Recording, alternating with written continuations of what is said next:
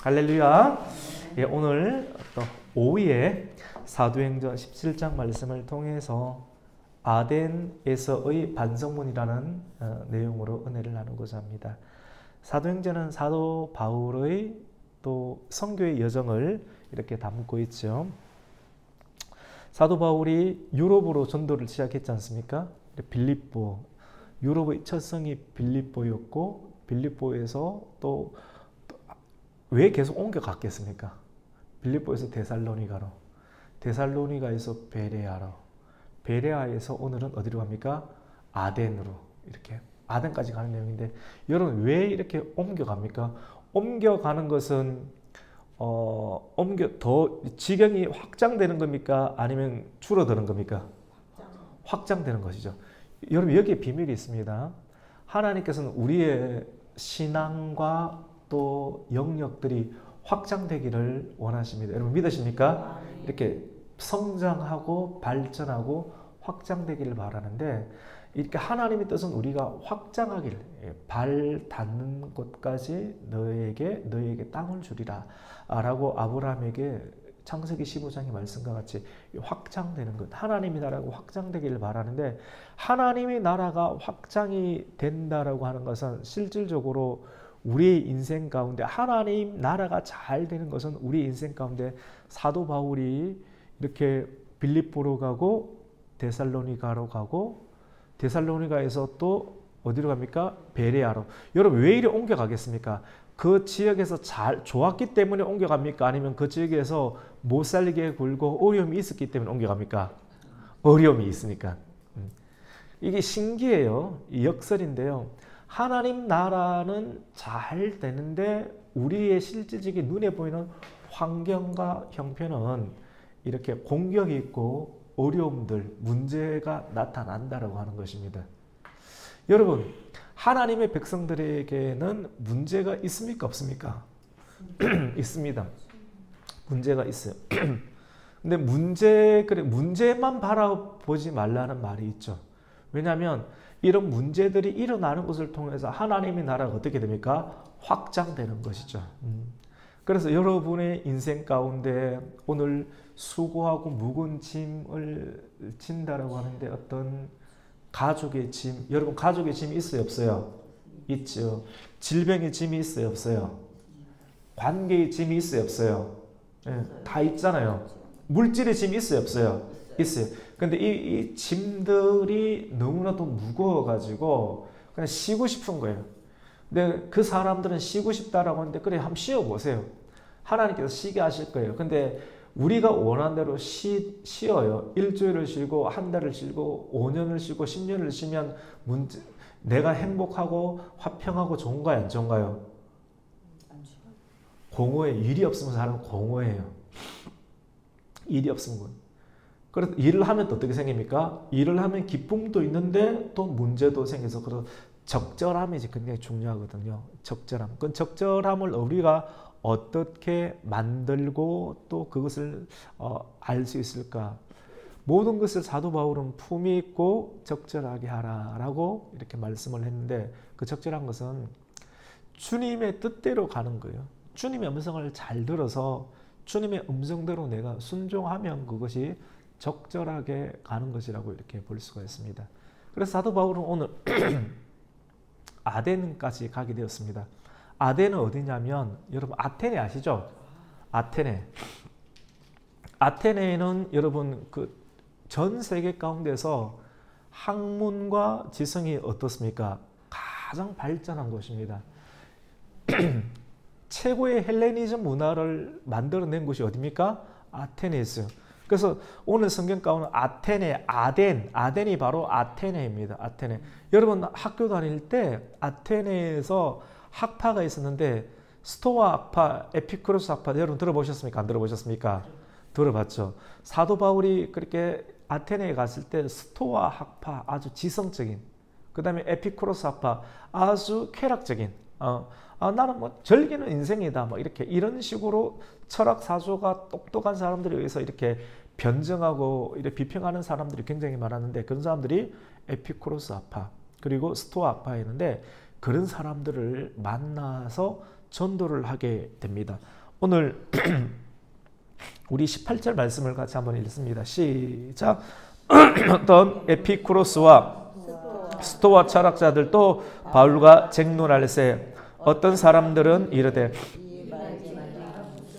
하고자 하느냐 하고 어떤 사람은 이르되 이방신들을 전하는 사람인가 보다 하니 이는 바울이 예수와 부활을 전하기 때문이더라. 아멘. 편안하게 말씀을 드릴게요. 교회에도 교회에서 이렇게 교회를 다니려고 이렇게 교회를 탐방하고 또 오시는 분들 만나기도 하지 않습니까?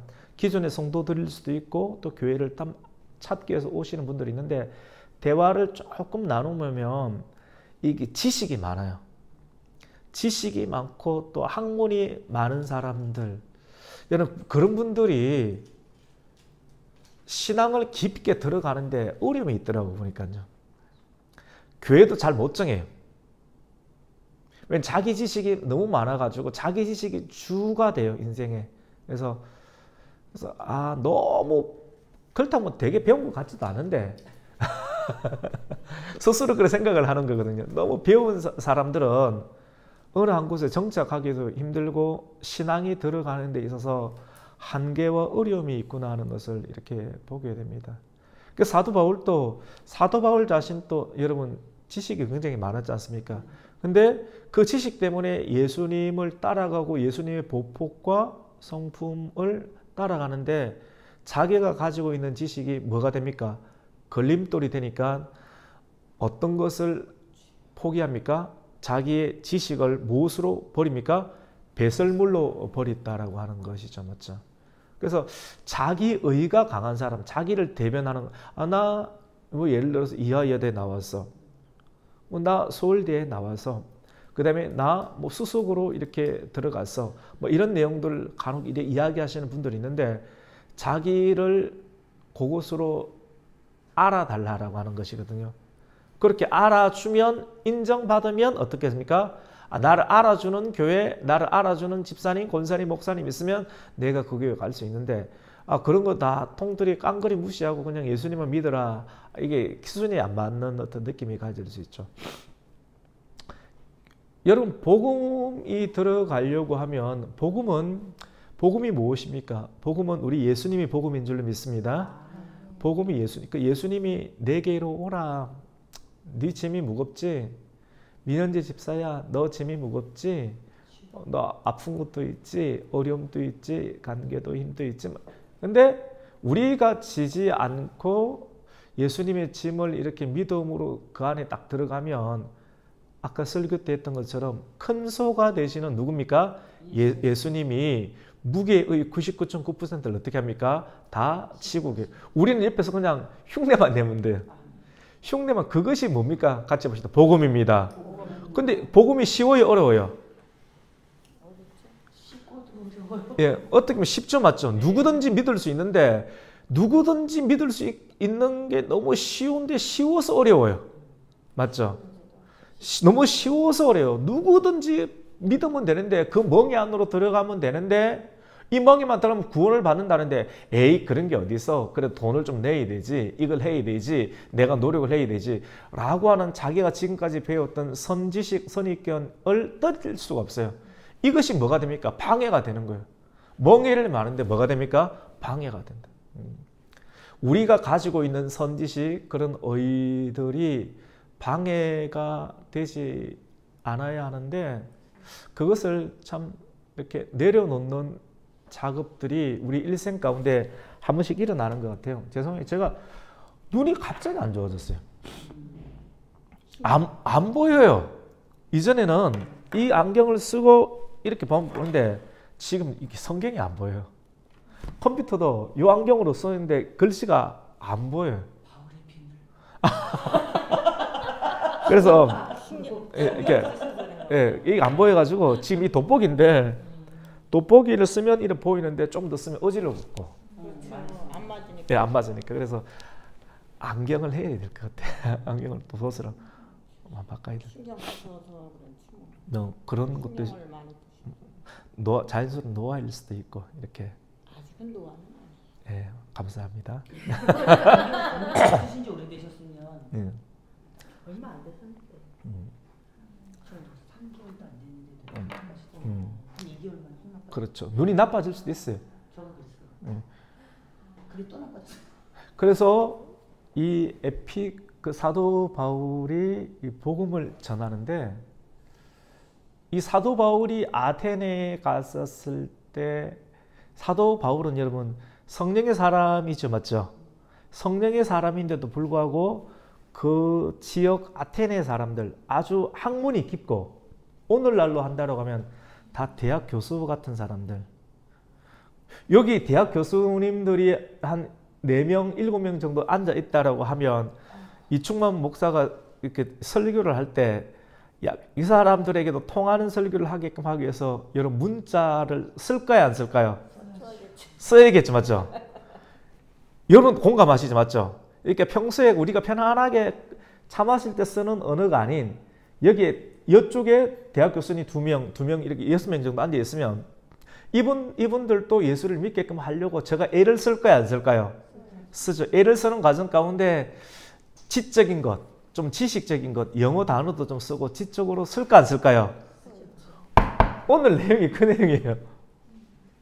오늘 내용이 사도 바울이 딱 가보니까 에피쿠로스 학파도 있고 스토아 학파도 있으니까 똑똑한 사람들이 있으니까 이 사람들 수준으로 복음을 전해야겠다라고 생각하고 여러분 사도 바울도 무기가 있나요, 없나요? 있죠. 자기도 이렇게 지식과 법률과 학식들이 굉장히 많이 있지 않습니까? 그것을 끄집어내어서 설교를 했습니다. 그 설교하는 내용이 오늘 22절부터 34절까지 그런 내용이에요.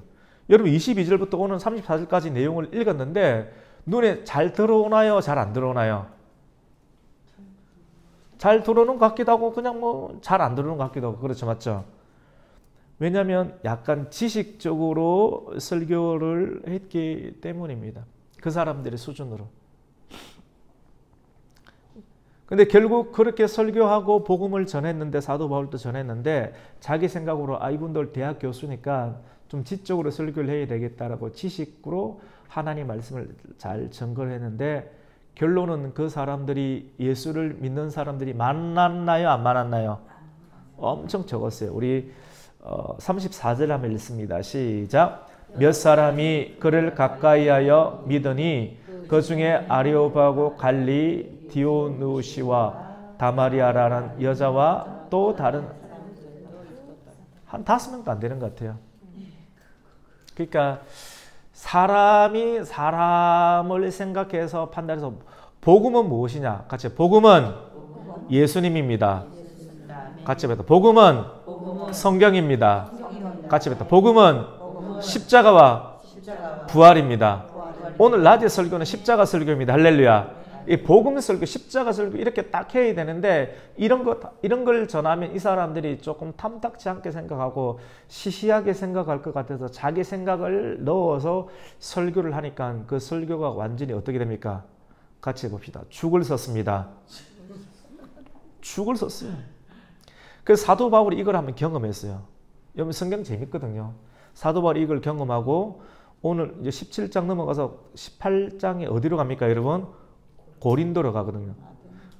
아덴을 떠나서 고린도로 가는데 여러분 나중에 고린도전서 2장 이렇게 가보면 있잖아요. 내가 결단했다.